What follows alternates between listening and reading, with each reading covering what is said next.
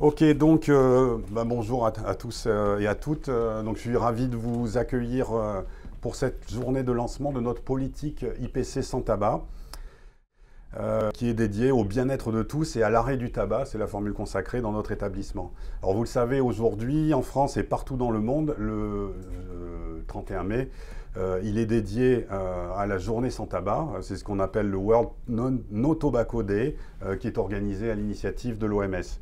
C'est une journée de sensibilisation et de mobilisation qui est l'occasion pour nous idéale pour lancer notre politique IPC sans tabac. En tant que centre de lutte contre le cancer, nous nous devons d'être exemplaires et pleinement engagés dans des actions concrètes visant à lutter contre le fléau qu'est le tabagisme. Parmi ces actions, la stratégie Lieu Santé sans tabac est une priorité du programme national de lutte contre le tabagisme et c'est aussi celle de notre hôpital. Cette stratégie se traduit par la mise en place d'une politique de prévention et de prise en charge du tabagisme des patients comme des professionnels. Elle s'articule autour de 8 normes définies et validées internationalement par The Global Network for Tobacco Free Healthcare Service, qui sont la gouvernance et l'engagement, la communication, la formation initiale et continue, l'identification, le diagnostic et le soutien au sevrage tabagique, un environnement sans tabac, un lieu de travail sain, un engagement dans la communauté et enfin la surveillance et l'évaluation. À ce titre, nous avons d'ores et déjà initié des réunions de sensibilisation, du soutien au sevrage tabagique. Nous avons identifié et mis en place des ambassadeurs IPC sans tabac dans différents services. Nous avons également mis en place des formations à la prise en charge tabagique, de la communication auprès de nos personnels, bientôt auprès de nos patients également, de l'affichage. Donc remarquez les affiches et les panneaux grand format qui rendent désormais l'entrée des différents sites, ainsi que des cendriers qui sont disséminés aux abords de notre établissement. Alors ils sont assez tape à l'œil, vous l'avez remarqué, et c'est évidemment délibéré pour bien visibiliser notre politique sans tabac, non seulement à l'intérieur de l'établissement, pour signifier que voilà, on ne fait plus cette chose, qui est de fumer dans les espaces, y compris extérieurs, mais également qui puisse être visible de l'extérieur pour afficher devant, auprès de nos concitoyens, l'engagement et la politique de l'IPC dans ce domaine. Donc, outre le respect attendu de l'interdiction de fumer dans toute l'enceinte de l'IPC à partir de ce jour, nous sommes également conscients des efforts et des difficultés individuelles que vous allez rencontrer, surtout si vous êtes fumeur. Donc, dans ce cas, nous prévoyons une période de transition et d'acclimatation à ce nouvel environnement sans tabac, et ce jusqu'au 1er novembre 2023. Alors pourquoi cette date? Le choix de cette date symbolique, c'est celle du démarrage du mois sans tabac. Vous savez que c'est une action, un challenge collectif qui invite toutes ceux et celles qui le souhaitent, de relever le défi d'arrêter la cigarette pendant au moins 30 jours. Aujourd'hui marque le coup d'envoi d'un hôpital, d'un campus 100% sans tabac. C'est pour cela qu'un programme complet d'ateliers de sport, de nutrition, de bien-être, de santé au travail vous est proposé, ainsi que un parcours d'accompagnement au sevrage tabagique, que ce soit pour les personnels ou les patients, qui a été mis en place et qui vous sera détaillé par le Dr Stofaes dans quelques minutes. Donc une certaine de ces actions sont visibles dans le programme de la journée que je vous affiche ici. En France, vous le savez, le tabagisme, bien qu'il ait baissé ces dernières années, concerne toujours un quart de la population adulte de 18 à 75 ans, ce qui fait quand même plus de 12 millions de Français et de Françaises. Le tabac, c'est le premier facteur de risque de cancer. Il est responsable d'un cancer sur 5, d'un décès sur 3 par cancer. Consommer du tabac augmente le risque de 17 localisations différentes de cancer. Après une légère baisse du tabagisme entre 2014 et 2029, la prévalence malheureusement se stabilise et a même tendance à un peu augmenter, notamment chez les femmes. Ça, ce sont des chiffres actualisés qui ont été publiés par Santé publique France en 2022. L'impact de la crise sanitaire et sociale liée à la Covid-19 qui pourrait être en partie une explication de cette interruption de la baisse continue de la prévalence du tabagisme et même de la hausse dans certains sous-groupes de la population.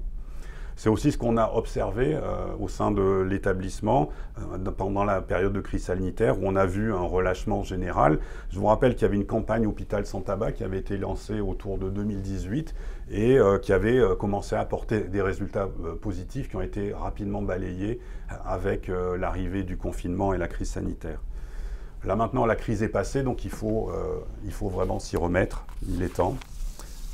On doit le faire parce que la prévention, c'est une priorité nationale. Vous savez que le ministère de la Santé s'appelle maintenant de la Santé et de la Prévention, que la prévention, elle est mise au premier plan dans la stratégie décennale de lutte contre les cancers du président de la République et qu'elle est dans les actions prioritaires au niveau régional dans le futur plan régional de santé qui est en train d'être élaboré. Notre établissement s'est déjà engagé dans plusieurs actions de prévention et il ne pourrait pas passer à côté du principal facteur de risque de cancer. Donc, nous sommes les mieux informés sur les risques et nous devons donner l'exemple, ça paraît clair.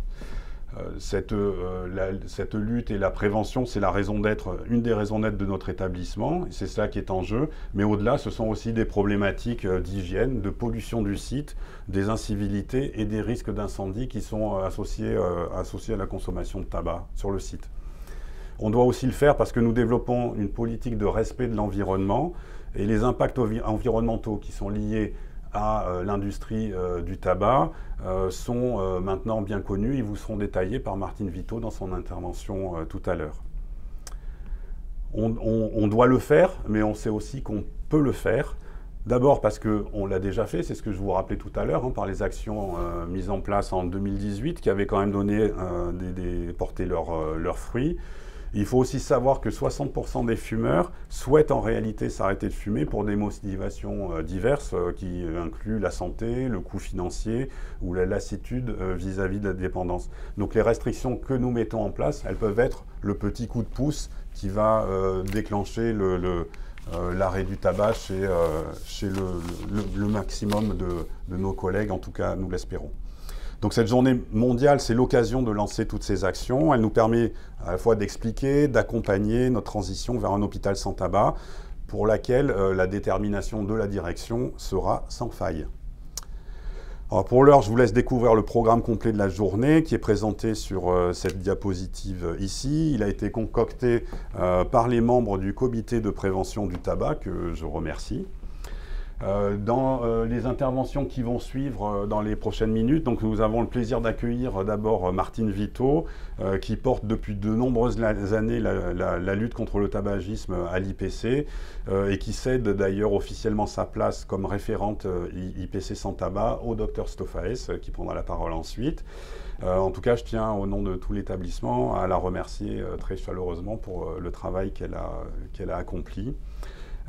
Et donc, comme je le disais, dans sa présentation, elle nous parlera des impacts environnementaux de l'industrie du tabac. Ensuite, nous avons la chance d'avoir parmi nous en visio le docteur Khalida Berkan, donc qui est addictologue à Gustave Roussy. Elle est la référente médicale du projet Zéro Nicotine et elle nous parlera du retour d'expérience sur la mise en place de la stratégie lieu de santé sans tabac à Gustave Roussy. Et je la remercie beaucoup parce qu'on sait qu'elle était forcément très occupée aujourd'hui et on apprécie beaucoup qu'elle puisse nous rejoindre.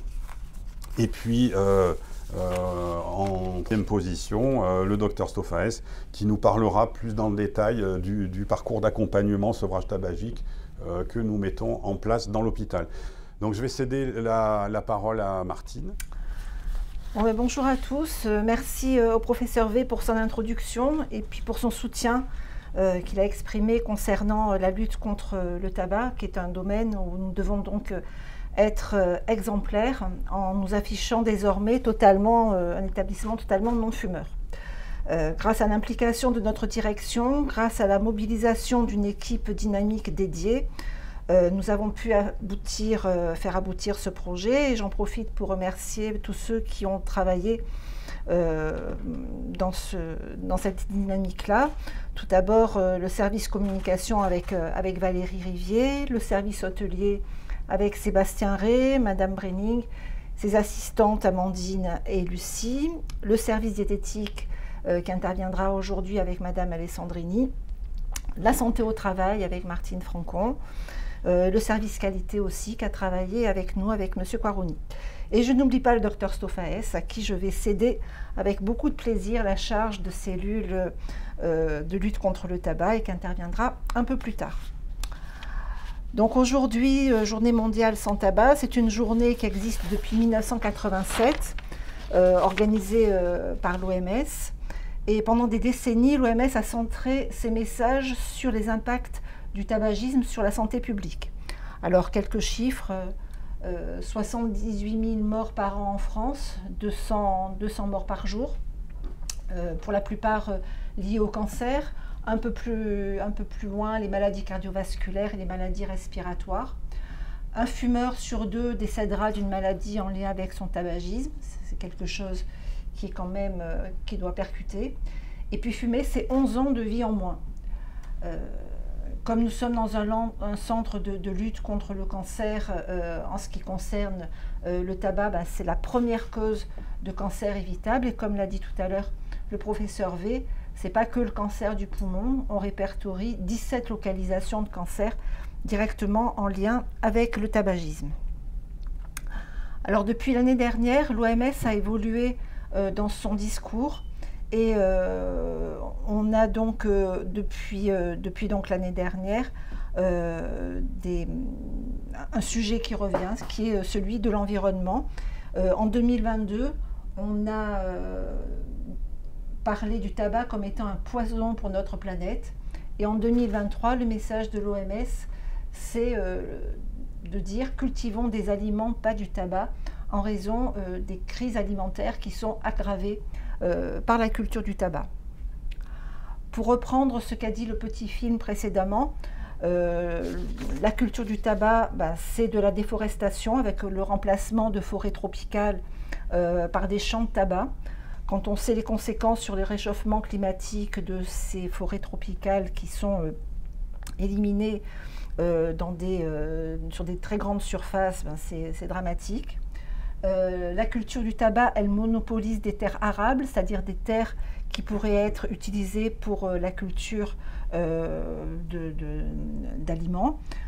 Et ça a lieu en plus dans des pays où les ressources alimentaires sont déjà sous tension pour la population locale. Donc ça aggrave évidemment les crises dans ces pays-là.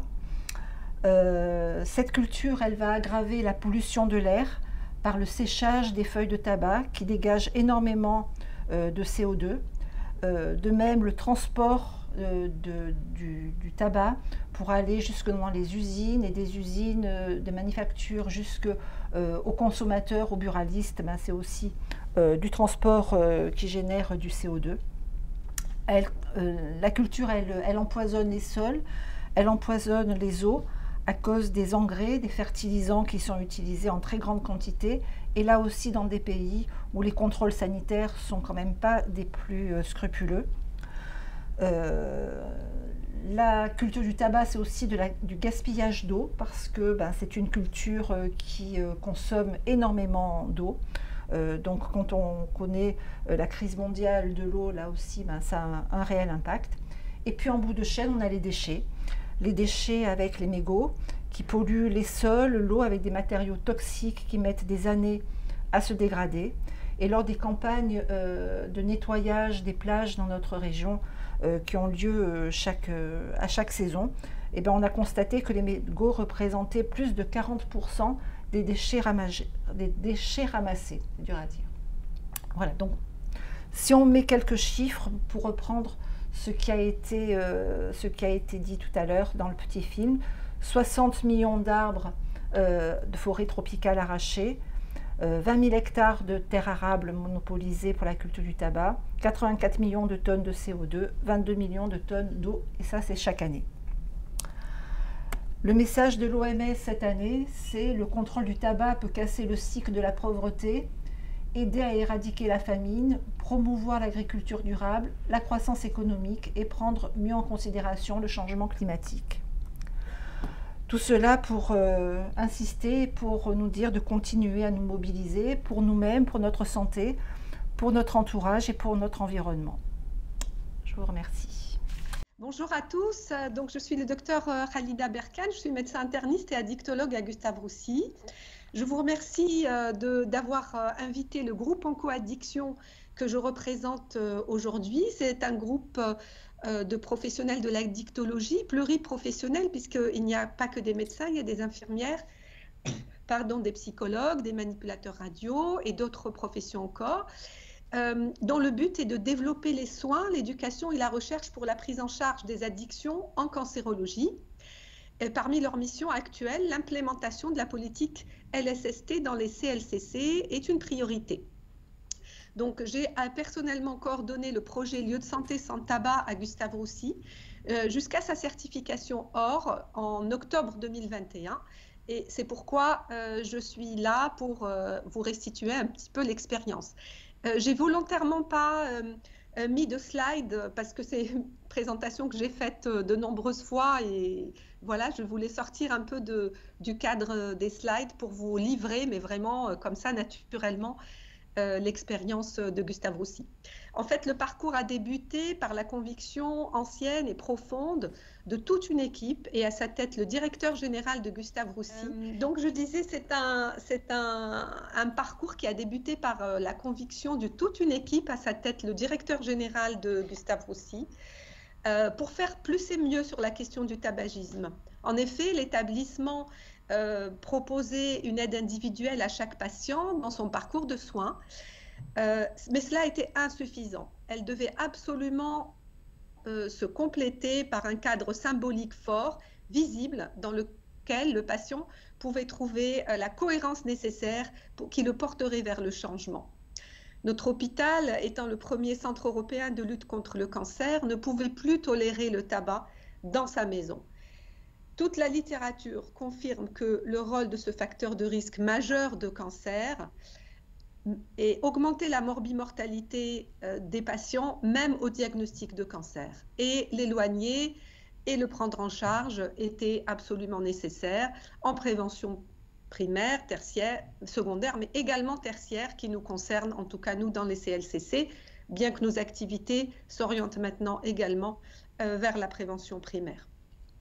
Donc, en fait, on a essayé un peu de se caler sur les recommandations. Vous savez, l'ASCO, dès 2013, avait déjà recommandé de prendre en charge le tabagisme des patients avec autant d'agressivité qu'on prend en charge le cancer.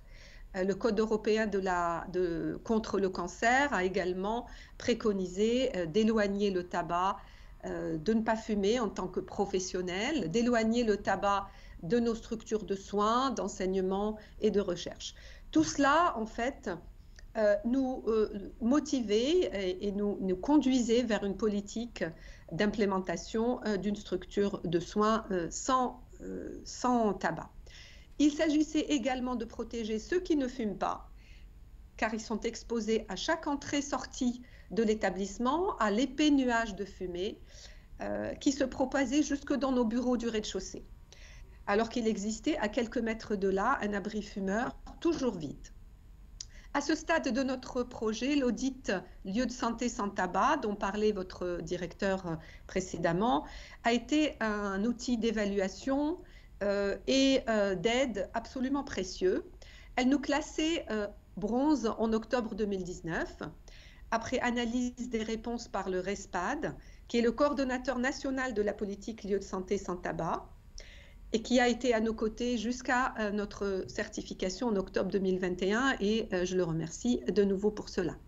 Ce résultat nous a permis de construire un projet dans la continuité et la complémentarité de ce qui existait, et le financement de ce projet par l'ARS Île-de-France est également un signe fort de la part des institutions qui ont identifié la politique lieu de santé sans tabac comme une priorité du plan national de lutte contre le tabagisme, comme l'a signalé précédemment votre directeur. Ce soutien financier est une véritable aide. Réellement, en fait, les équipes, ça permet aux équipes de travailler dans des conditions optimales, à l'aise, sans se poser trop de questions sur les outils qu'ils souhaitent mettre en place. Par exemple, pour nous, on a pu mettre une signalétique de qualité, de très grande taille, qui est visible de très loin depuis l'autoroute. On peut voir notre signalétique qui affiche l'interdiction de fumer et de vapoter sur nos extérieurs. ce financement nous a aidé également à produire des outils de communication, par exemple, produits par des spécialistes de la communication en santé, ce qui permet de proposer à nos patients et à nos collaborateurs des choses de bonne qualité. Le projet, donc, comme je vous l'ai dit, a été construit sur 3 axes en fonction des résultats de l'audit. Un axe patient, un axe personnel, collaborateur, et un axe environnement. Dans l'axe patient, on a intégré la formation des personnels soignants, la sensibilisation des personnels non soignants en contact avec les patients. On a développé donc les outils d'information spécifiques à notre patientèle sur les bénéfices de l'arrêt tabagique en contexte oncologique.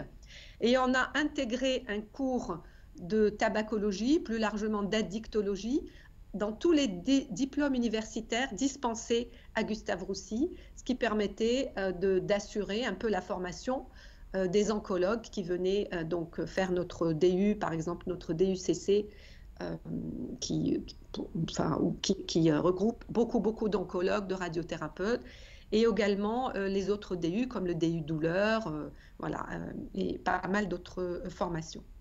Pour l'axe personnel soignant et non soignant, on a réussi à inscrire une formation dans le catalogue des formations de l'établissement, ce qui permettait d'assurer sa pérennité, son renouvellement. Pour donner une culture sur le tabagisme, sensibiliser à l'arrêt, on a ouvert une consultation de tabacologie à tous nos personnels et on a distribué des substituts nicotiniques oraux sur les heures de travail.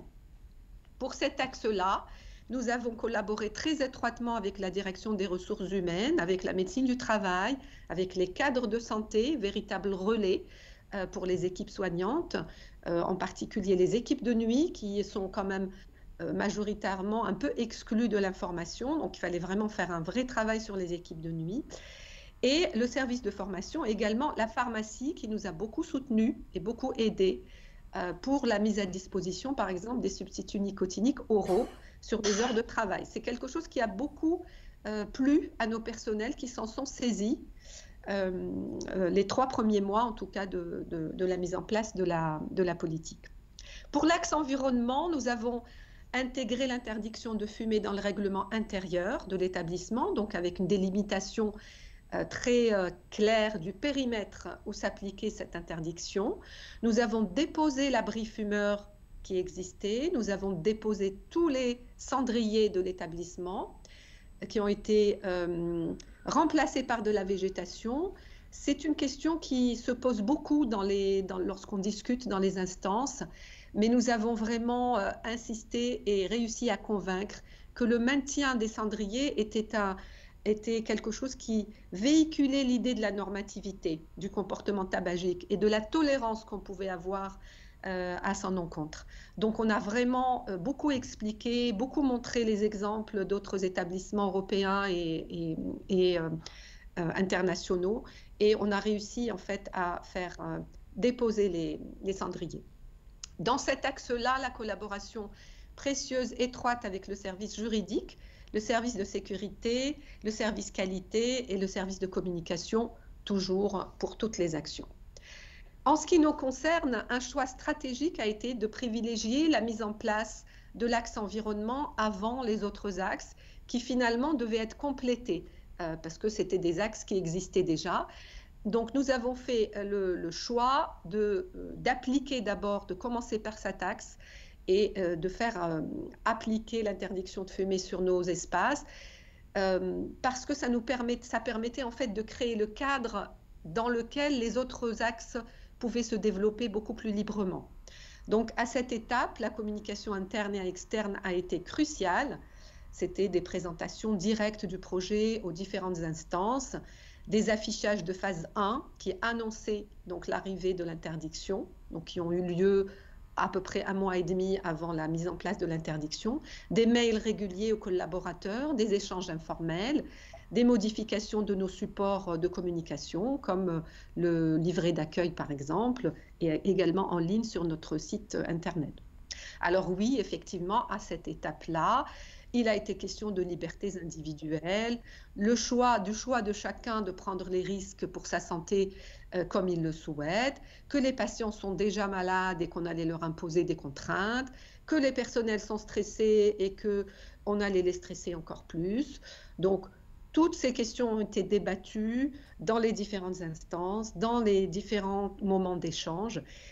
Et les réponses et arguments décommandés par la littérature scientifique, par la restitution des expériences des hôpitaux européens certifiés OR, ont réduit les réticences et les appréhensions des derniers sceptiques.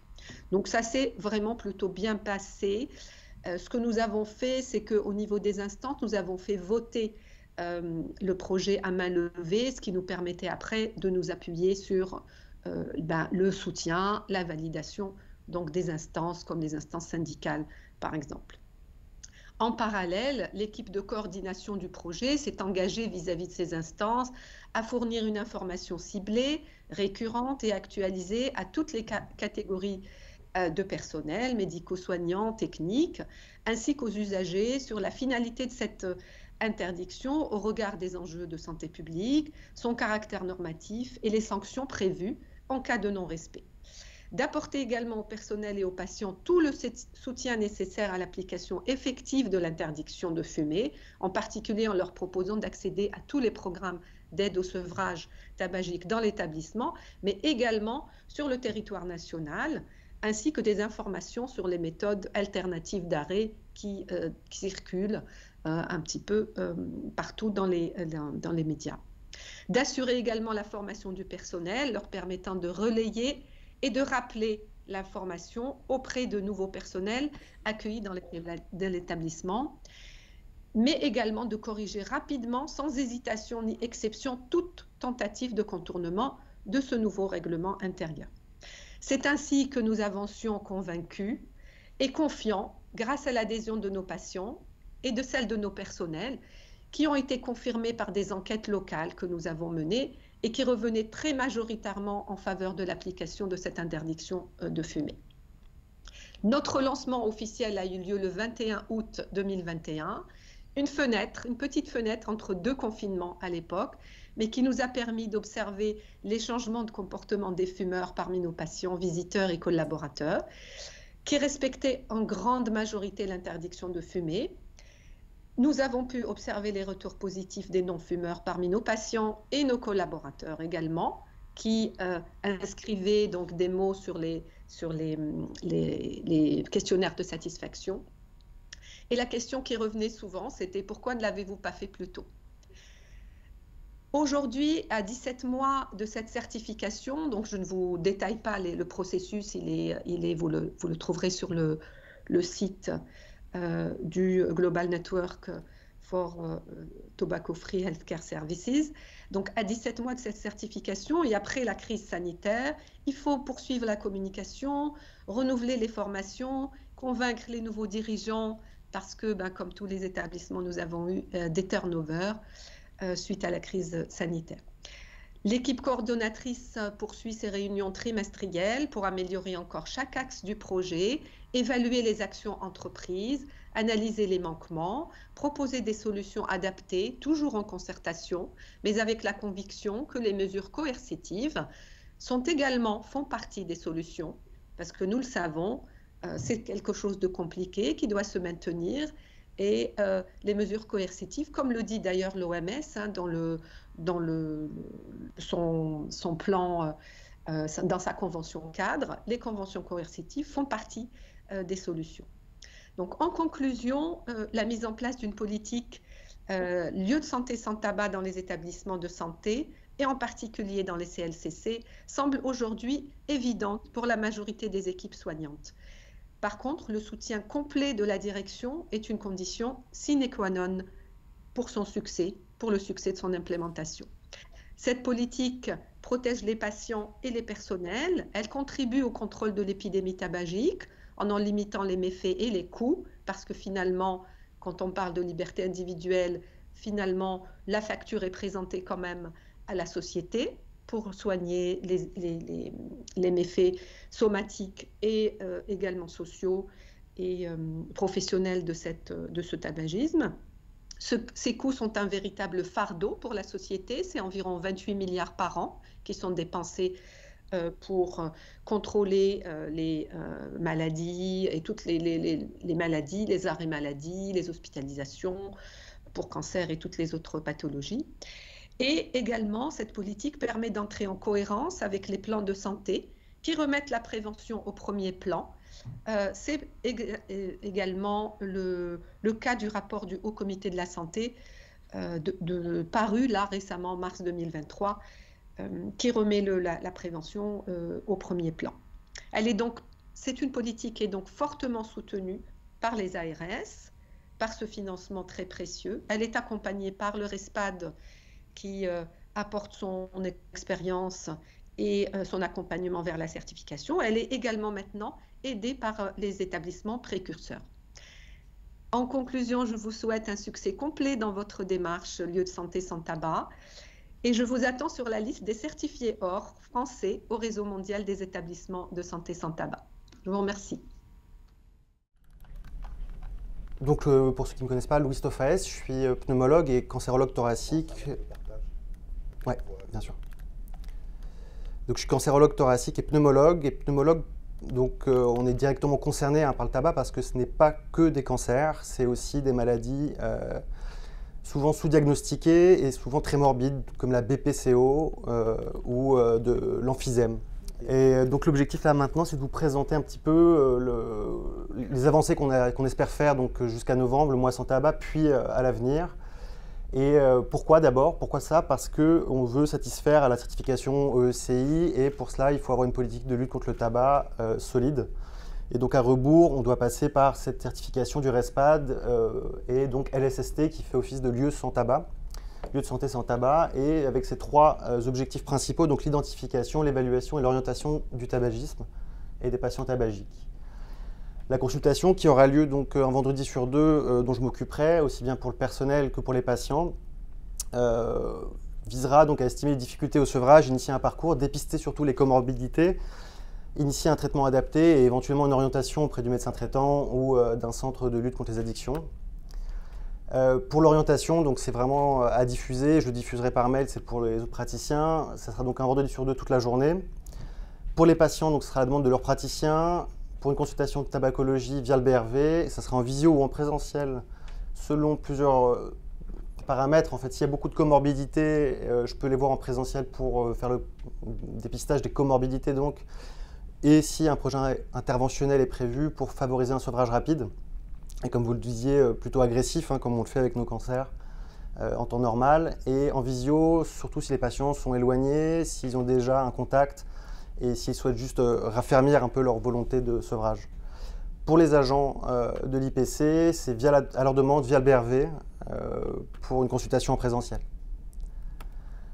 Comment on fera à l'avenir? C'est plutôt moi-même qui m'occuperai des patients et peut-être la médecine du travail à l'avenir avec Martine Pradier. Pour les sous-traitants, ça sera le service de médecine du travail de leur compagnie. Sodexo, Honnête devront passer par leur propre service. Et un grand domaine aussi qui pourrait être bien, c'est de faire la consultation de tabaco pour les accompagnants de nos patients qui souvent demandent un service.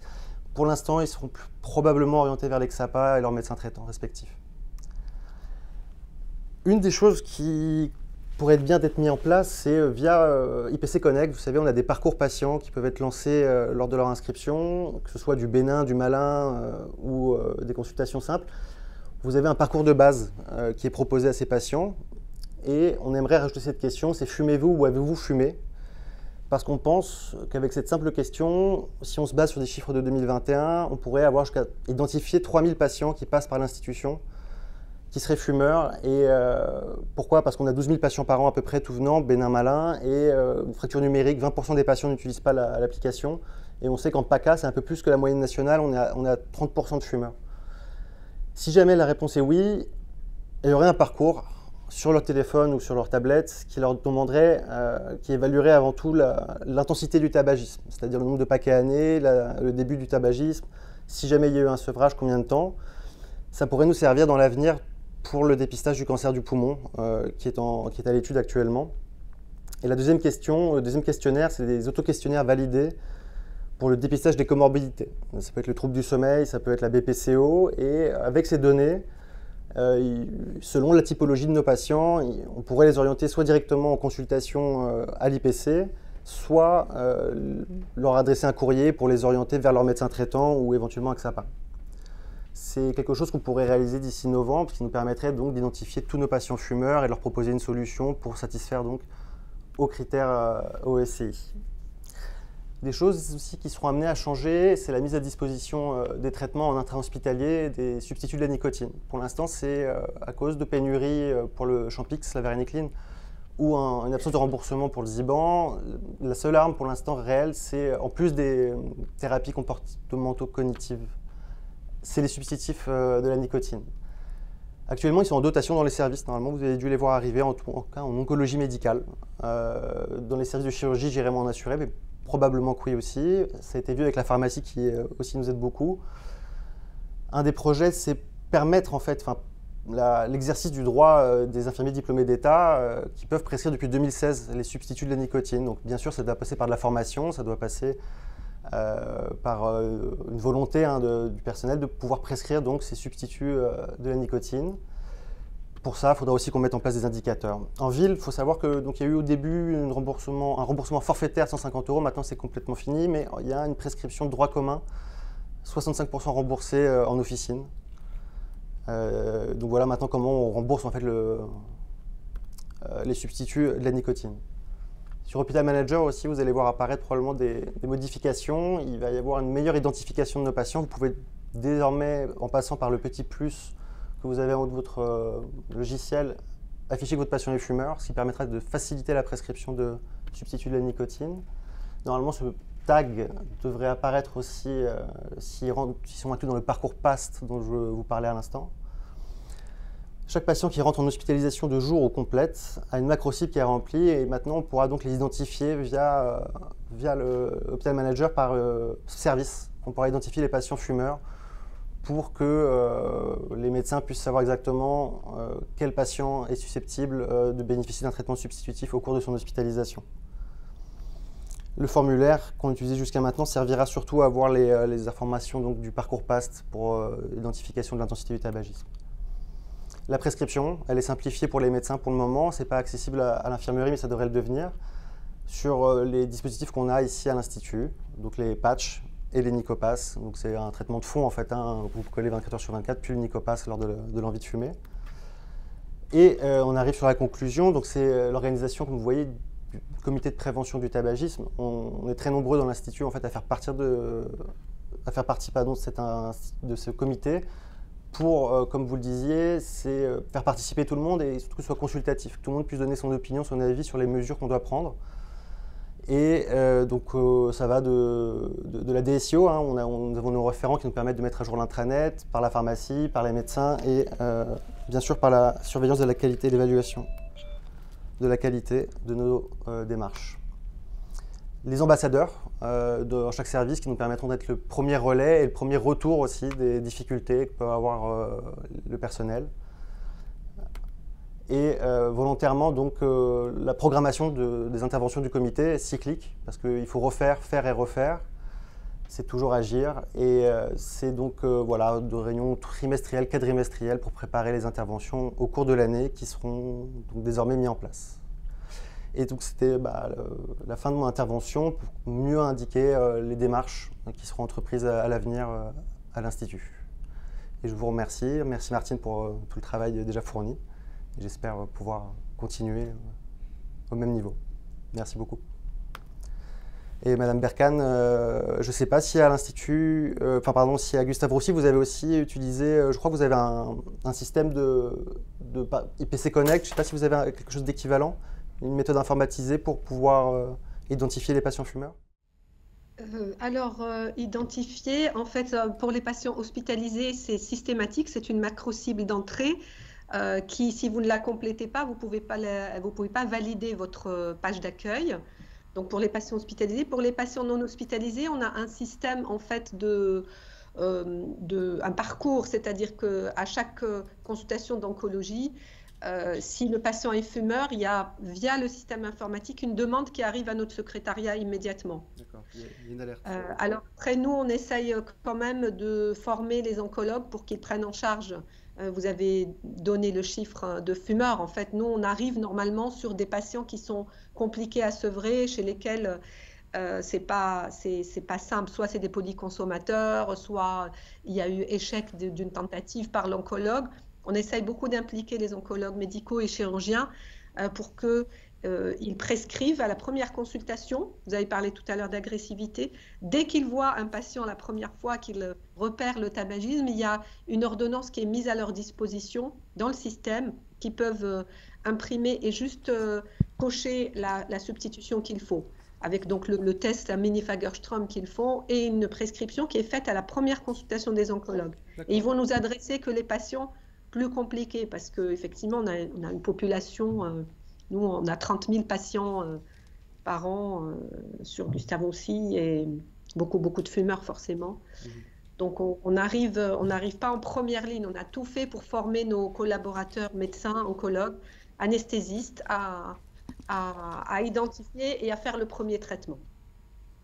Très bien, merci. Je vais laisser la parole au professeur Vey. Non, c'est juste pour... est-ce qu'il y a des... On va laisser la parole à la salle surtout. Est-ce que vous avez des commentaires ou des questions? Et on parlait d'identifier les patients fumeurs pour justement... et je me demandais si au niveau du personnel, enfin de tous les gens travaillant à l'IPC, s'il y avait quelque chose qui était prévu. Parce que, enfin, ce qu'on sait, c'est qu'il y a pas mal de gens qui sont hors soins, qui n'ont même plus de médecin traitant, qui sont fumeurs, mais qui sont pas forcément, qui n'ont pas de suivi, parfois qui n'ont jamais fait une radio des poumons, enfin ce genre de choses. Et je me disais que pour inciter, pour accompagner les gens là-dedans, ça serait aussi peut-être intéressant d'imaginer quelque chose à ce niveau-là. D'accord. Pour le personnel, pour le nôtre, pour le personnel des prestataires. Bien sûr. Alors sur l'espace social du personnel qui a été mis à jour sur l'intranet, vous avez désormais en bas de la page principale des questionnaires, autoquestionnaires validés par la Haute Autorité de Santé pour prendre conscience déjà de son tabagisme. On calcule premièrement le nombre de paquets années, c'est-à-dire le nombre de paquets que vous fumez par jour pendant combien d'années. Et ensuite, vous avez des questionnaires qui permettent de dépister les comorbidités. C'est accessible à tout le monde pour savoir notamment la BPCO, savoir s'il y a aussi d'autres troubles. Donc ça, c'est des choses qui sont nouvelles, que tous les personnels qui ont accès à l'intranet peuvent faire de façon anonyme. Et ensuite, donc, donner un déclenchement pour une consultation que j'assumerai. Donc je recevrai le personnel qui en a besoin, qui le désire, pour lutter contre le tabagisme et les comorbidités. Ça, c'est en place, c'est ouvert. Alors, la problématique, c'est que sur les prestataires, Sodexo, Honnête ou autres, j'oublie, ils ont une médecine du travail, en théorie. Donc, c'est probablement, pour l'instant, je ne crois pas que ce soit la volonté immédiate de proposer aux sous-traitants la médecine du travail ici même, que nous-mêmes, on sous-traite. Mais c'est vrai que ça sera important de ne pas les oublier, en tout cas, au moins dans les actions de communication. Après, vous avez compris qu'il y a aussi, le problème, comme souvent, c'est aussi, il y a la volonté, c'est une chose, puis après, il y a les moyens. Et donc, on est obligé d'imaginer quand même un plan un peu progressif, parce qu'on ne peut pas passer du jour au lendemain de pas grand-chose à on s'occupe de tout le temps et de tout le monde. Donc ça, c'est et ce que vous avez dit est important aussi. On voit bien que l'aspect de la communication, et on l'entendait aussi dans ce que Madame Berkane a dit tout à l'heure, une vraie stratégie de communication est incontournable dans cette problématique-là, pas seulement en amont et pour faire ce qu'on est en train de faire aujourd'hui, mais je pense aussi pour assurer la pérennité des actions qui sont proposées. D'ailleurs, si je peux me permettre, j'ai une question pour Madame Berkane justement sur, vous l'avez évoqué, sur toute la difficulté, c'est, je pense, c'est dans le suivi en fait des actions. Déjà commencer, c'est pas simple, mais donc est-ce que vous avez noté déjà un effet d'épuisement? Et puis la question qui est, donc est-ce que vous avez pu imaginer comme solution de teasing, donc avec la com, et puis vous avez évoqué aussi la coercition. Donc là, il ne faut pas avoir peur des gros mots, mais vous avez été amené à sanctionner en fait à Gustave Roussy. Quel est le constat? Oui, alors nous, comme on a inscrit l'interdiction de fumer dans le règlement intérieur, c'est le service de sécurité qui est en charge de le faire respecter. Ce service de sécurité, on a travaillé avec eux vraiment bien en amont, les a formés à l'abord du fumeur, qu'est-ce qu'on dit, qu'est-ce qu'on ne dit pas. Et en fait, ils ont très bien collaboré. Et en fait, on leur avait donné la consigne, enfin ça c'est le DRH qui leur avait donné la consigne, que ce serait d'abord un rappel, un peu comme les rappels à la loi, si vous avez un joint dans la main. Et si jamais il retrouve le même personnel 2 fois ou 3 fois, à ce moment-là, ce personnel est convoqué chez le DRH. Et le DRH a été vraiment très, très, très collaboratif, c'est-à-dire une fois qu'ils l'ont vu une fois, ils n'ont pas envie de repartir le voir. Donc, les sanctions, elles sont inscrites dans le règlement intérieur comme toutes les autres sanctions au manquement du règlement. Donc, ils peuvent être un avertissement, un blâme, toutes ces choses jusqu'à l'exclusion. Mais on n'en est jamais arrivé là. Par contre, on a eu régulièrement à convoquer des personnels chez le DRH et des personnels qui pouvaient être des personnels soignants même au plus haut niveau, par exemple des professeurs. Donc on n'a pas eu peur de faire ce genre de choses. Et vraiment, une fois que les personnels se sont aperçus qu'on le faisait vraiment, que ce n'était pas des mots, ça a beaucoup diminué. Donc, après, on inscrit tous ces incidents, comme je vous l'ai dit, on les inscrit comme incidents aux ressources humaines et aussi à la qualité. Ça nous permet d'évaluer et de voir comment ça évolue. Par exemple, ces derniers temps, on a plus de manquements au respect de l'interdiction parce que le service de sécurité a perdu des membres. Voilà, on a dû avoir moins de personnes qui veillaient à l'interdiction.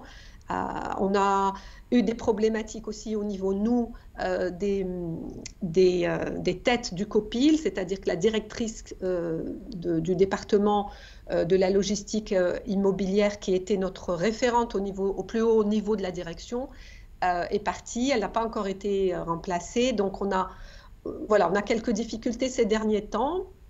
Je pense que c'est un peu normal. Mais on continue d'inscrire, on continue de tenir nos réunions et ainsi de suite. C'est une question qu'on me pose souvent. On a des gens qui ne respectent pas l'interdiction de fumer. Hein. C'est pas, mais institutionnellement, c'est très fort de le faire.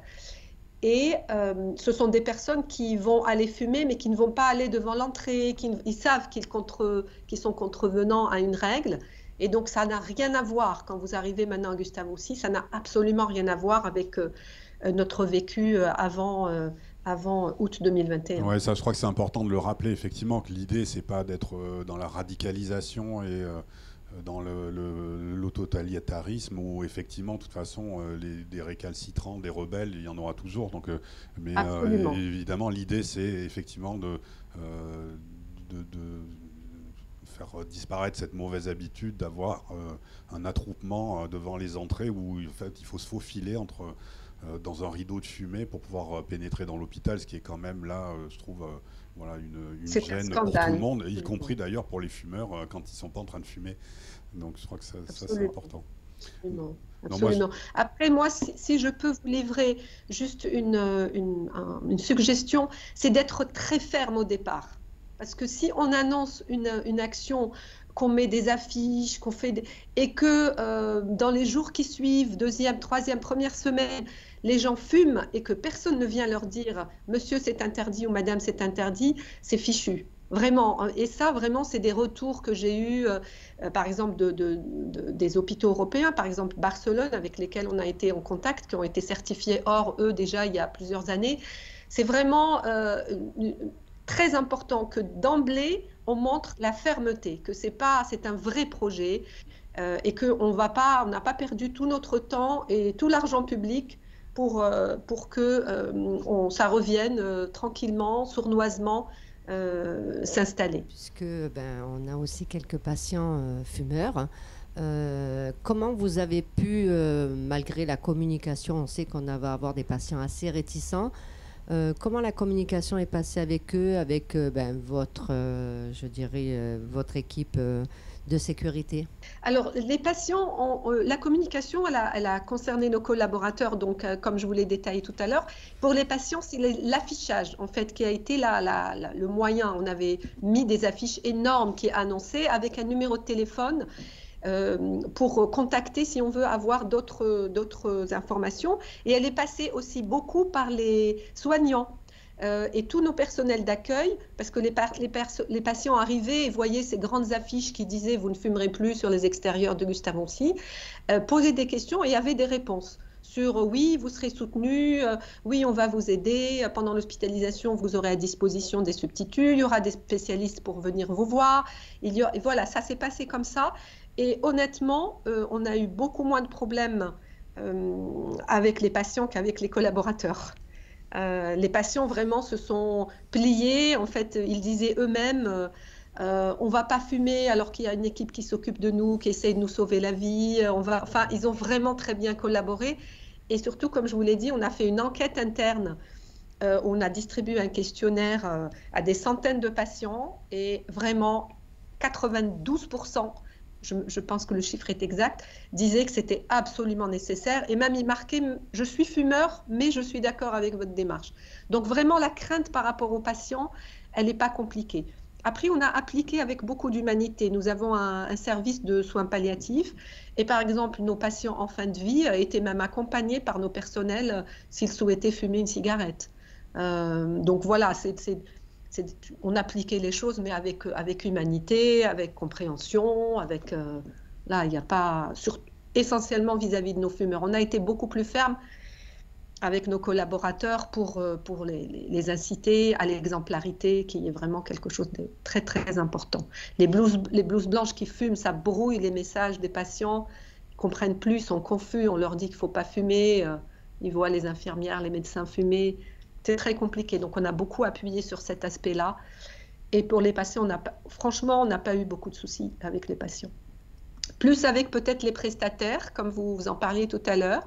Il a fallu les avertir à plusieurs reprises. Et en fait, on faisait des courriers, comme l'a dit mon collègue, au prestataire, au directeur donc, de la prestation, qui était en charge de prévenir ses employés, ses agents, et c'était leur responsabilité à eux. Et quand, par exemple, on trouvait des mégots, par exemple, nous, la restauration, c'est au 10e étage, et on trouvait des mégots devant la porte du 10e étage, on faisait un courrier au directeur. Et puis les choses étaient remises à leur place. C'était leur responsabilité. On les a très vite responsabilisés. C'est pas nos agents, et donc c'est à eux de prendre en charge cette question-là. Cet argument de liberté, il n'est pas tenable. On arrive à le démonter très très vite parce qu'on le sait, vous l'avez dit, je pense vous ou ma collègue, le docteur Vito, la majorité des fumeurs souhaitent arrêter de fumer, ils sont piégés dans une addiction, ils n'ont aucune espèce de liberté. Ils ont juste plus ou moins de ressources pour pouvoir arrêter de fumer. Et le fait de réduire les espaces où ils peuvent fumer, c'est quelque chose, c'est une mesure qui a montré son efficacité. Les pays où on a réduit les espaces où on fume, il y a moins de fumeurs. C'est une mesure efficace qui est très bien documentée. Donc ils le reconnaissent eux-mêmes. Je pense qu'il ne faut pas oublier que les fumeurs sont une minorité dans les échantillons sociaux, hein, dans nos hôpitaux, ils sont une minorité, il faut les accompagner, ne pas les stigmatiser, mais aussi les mettre face à leurs responsabilités, parce que les autres aussi sont libres de respirer un air sain, de travailler dans un environnement propre, où les mégots ne sont pas jetés partout. Et je pense, oui, nous, on a tenu un discours qui a été entendu. Et vous avez pu mesurer l'impact, alors c'est peut-être un peu tôt, mais sur des arrêts du tabagisme dans les personnels? On a pu voir notre consultation d'aide au sevrage tabagique se saturer les premiers mois, mais c'est vrai qu'on a l'impression, et j'ai l'impression que c'est aussi la situation au niveau national, il y a un retour du tabagisme là, depuis la crise sanitaire. Moi, j'ai l'impression qu'on est comme toute la société. Il y a de nouveau une augmentation de la prévalence. Ouais, du coup, ça brouille un peu le signal, ouais, effectivement. Ouais. Et c'est signalé dans les statistiques actuelles. Et moi, quand je regarde, je n'ai pas chiffré, c'est vrai qu'on a moins de demandes du personnel, mais également quand je regarde derrière les grilles où nos fumeurs sont autorisés à fumer, je trouve que la masse est plus importante, probablement des rechutes de ceux qui avaient essayé d'arrêter. Et il y a aussi beaucoup de turnover, on a eu beaucoup de nouveaux qui sont venus, qui étaient fumeurs et qui n'ont pas suivi le processus. Il y a des conséquences de la crise sanitaire certainement sur le tabagisme et ce projet qu'on va pouvoir mesurer, mais très certainement. Les nouveaux personnels, en fait, ils signent le règlement intérieur et ça leur est spécifié. Oui, ben Donc, ça, c'est pour ça que c'est très important que ça figure dans le règlement intérieur. C'est l'élément sur lequel on s'appuie pour... c'est le cas chez nous. Ouais, c'est très important. Et donc, les nouveaux personnels sont avertis, sont informés de tout le système, pas seulement de l'interdiction, mais aussi du soutien qu'on peut leur apporter, le suivi, ainsi de suite. Par rapport au règlement intérieur, du coup, parce qu'il nous a été avancé par certains agents que les anciens employés n'ont pas signé le nouveau règlement intérieur. Qu'est-ce qu'on répond à ça? Les anciens salariés sont informés du changement et du développement du règlement, comme pour toute autre action dans l'hôpital. S'il y a des nouvelles mesures ou des nouvelles... ils sont informés et normalement ne s'opposent pas. C'est normal. C'est vivant, ce règlement se modifie, évolue.